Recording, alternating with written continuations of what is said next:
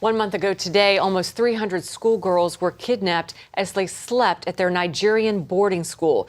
The kidnapping has raised renewed awareness of a notorious terrorist group.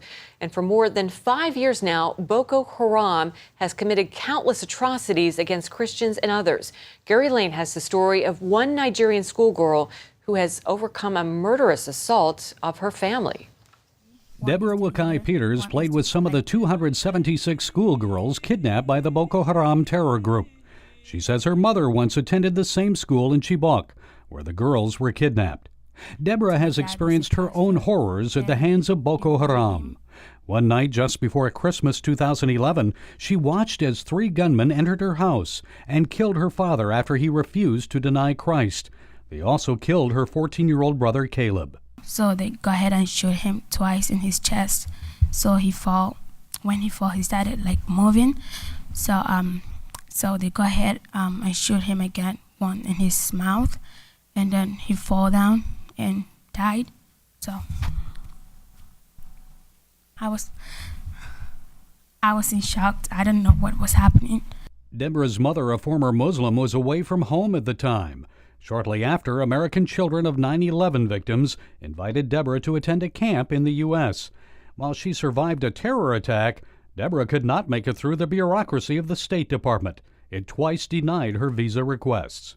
And the reason she was denied a visa was they said to her, you can't make this stuff up. They said to her, you don't have family ties. So they essentially re-traumatized a girl whose family was exterminated by terrorists. This is the same department that only recently labeled Boko Haram a terrorist organization.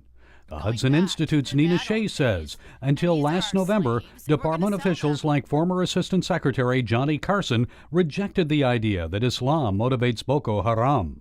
I remember I was dumbfounded. It was after an attack on another church in 2012, and he gave a speech before CSIS think tank in town here saying that it had nothing to do with religion. These are not rebels, they're anarchists, they're jihadists. And when you frame it in the right context, when you have a right problem statement, then you can have an appropriate response to that. When Deborah talked to CBN News, she made it clear why Boko Haram targeted her family. In the Quran, they say that any Muslim woman that turns to Christian, her punishment is death. So they did all this because of her. So you think if your mother had been home, they would have killed her as well? Yes, because they were targeting her. Even now, they are looking for her. If they see her, they will kill her. Why did they kill your father? Because number one, he's a pastor, and the second one, he married my mother. When he married my mother, so he turned my mother to Christian, so they were angry with him. Now, had your father led other Muslims to Christianity? Yeah. Ogebe suggests world leaders take a more aggressive response in order to stop these attacks. This is a make or break time for Boko Haram. If the world cannot unite and snuff them out now, they now know what will get our attention, and they're going to keep, putting it in our faces. As for Deborah, she finally received a student visa and now attends school in the U.S. So what does she want people to learn from her story? They will understand, and they will know more and more of what God said, and they will understand what it means to stand strong. A 15-year-old Nigerian student standing strong in victory over Islamic terrorism and praying that her Christian friends will soon be reunited with their families. Gary Lane, CBN News.